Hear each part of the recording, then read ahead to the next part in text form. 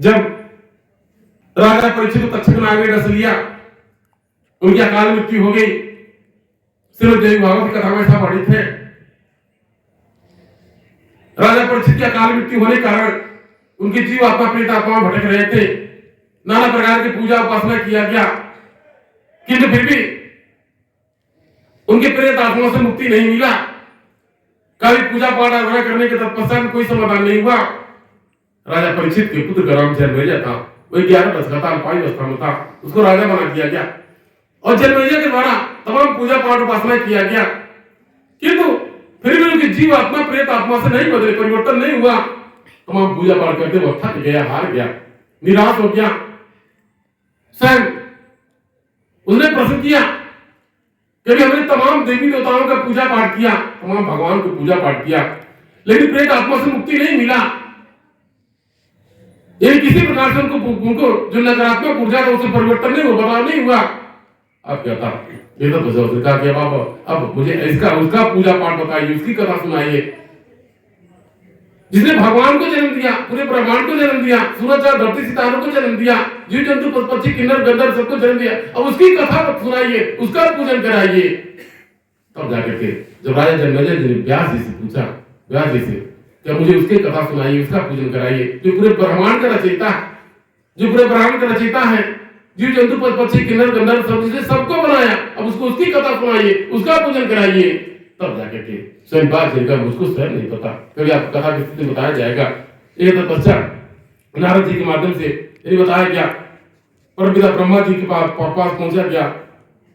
इसके उपरांत परमपिता ब्रह्मा जी के द्वारा बताया गया कि स्वयं वह आदि शक्ति जगत जननी जगदम्बा महामाया सर्वज्ञ है, जो गड़गड़ में आकाश पाताल पृथ्वी व्याप्त है। वही जीव जंतु पशु पक्षी किन्नर गंधर्व सब की जननी है, जगत की जननी है। एक तत्पश्चात स्वयं राजा जन्मेजय को जगत जननी का, जगदम्बा का, महामाया का पूजन बताया, पूजन कराया गया, कथा श्रवण कराया गया, श्रीमद् देवी भागवत कथा का श्रवण कराया गया, उनके पूजन कराया गया। एक तत्पश्चात राजा परीक्षित के लिए स्वर्ग से सिंहासन आया और स्वयं से उनके जो प्रेत आत्मा जो भटक रहे थे, प्रेत आत्मा से मुक्ति मिल गया और स्वयं उनके लिए स्वर्ग से रथ आया, विमान आया, वो विमान पर बैठ के तब जाकर स्वर्ग लोक पहुंचे।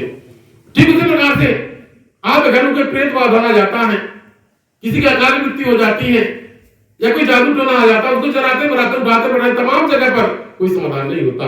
फिर जब पचमढ़ा दरबार में आ जाते हैं, पचौड़ी माता जी का पूजन हो जाता है, पचौड़ी माता जी की आराधना हो जाती है, जय माता जी का महामंत्र का स्मरण हो जाता है, जगदम्बा महामाया समस्त नकारात्मक ऊर्जाओं को अपने चरण में समेट लेती हैं, उस प्रेत माता को जलाने बनाने की आवश्यकता नहीं पड़ती, या फिर जो